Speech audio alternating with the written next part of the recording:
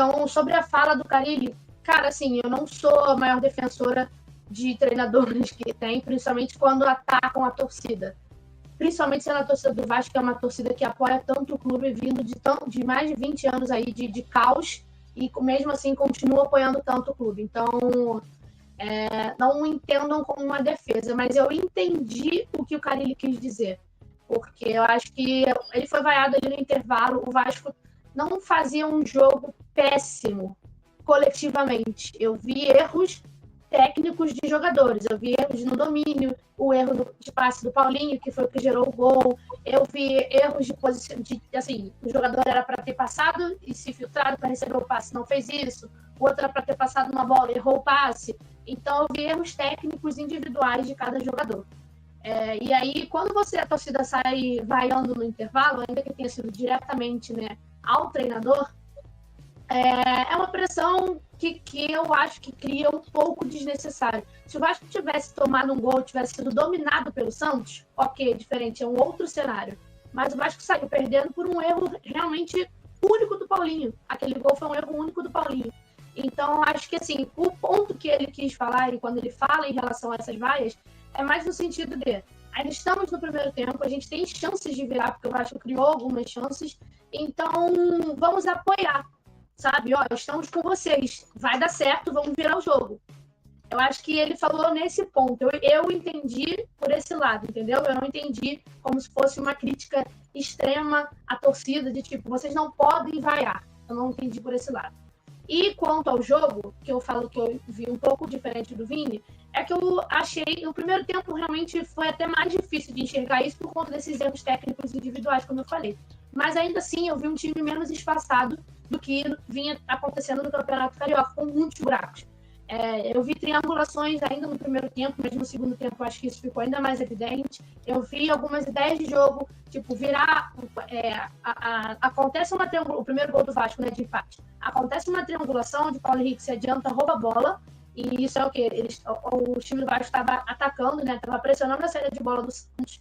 Então, o Paulo Henrique pressiona, rouba a bola, tabela com o Paulinho, e volta a bola no Hugo Moura, que com isso fica desmarcado. O Paulinho leva a marcação, o Hugo fica desmarcado e faz a virada de bola, que ele faz muito bem. Ele fez isso algumas vezes no ano passado e geraram gols também para o Vasco.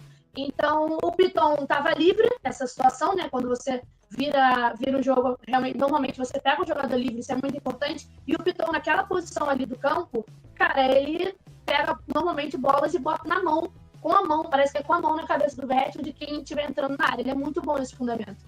Então, é o que ele faz, o Verratti espertamente dá um passe para o Nuno, ele não tenta finalizar, ele dá um passe realmente para o Nuno, que faz ali o gol. Então, achei que foi uma jogada realmente construída, não foi o acaso, e não foi só apenas um cruzamento para tentar ver o que o Verratti ia fazer, como a gente via como a única jogada do Vasco durante, enfim, todo o ano passado. Então, achei que eu senti, sim, algumas coisas boas e positivas desse jogo, entendeu? Principalmente no segundo tempo. Outro ponto também que eu gostaria, assim, já que a gente... E aí, além dessa questão das triangulações, eu também vi essa questão do time não estar muito espaçado. Uma outra coisa que eu achei interessante, falando das contratações, né, de Nuno e Garré. O Nuno, a gente até comentou na outra live, eu disse que era um bom jogador, que havia ajudado já nas 2 partidas que tinha feito, não sentiu o peso da camisa e, mais uma vez, ajudou o Vasco. Para mim, no primeiro tempo, foi um dos mais participativos e estava tentando o gol realmente a todo momento, não se escondeu do jogo hora nenhuma. Então, gostei muito da participação do Nuno. E o Garré, eu acho que, assim, para o primeiro jogo, é aceitável, mas ainda falta pegar mais ritmo, entender mais. O Carille mesmo até falou que, em alguns momentos, ele sai da posição dele, que estava jogando pela direita, né? E vai para a esquerda e acaba desfalcando um aqui para fazer essa triangulação na direita. Então, acho que essa questão de posicionamento também do Garré deve ser ajustada, porque se ele tivesse ali onde foi escalado para jogar, vamos dizer assim, e estudado, né, taticamente, acho que ele poderia até ter rendido mais, mas ele se movimentou bastante. Então, isso é positivo. E aí, o que eu ia falar em relação ao Carille, para terminar essa minha linha de raciocínio em relação ao técnico, é que ele foi muito inteligente, vamos dizer assim, quando ele percebe que o time tinha perdido um gás ali nos 20 minutos, mais ou menos, do segundo tempo.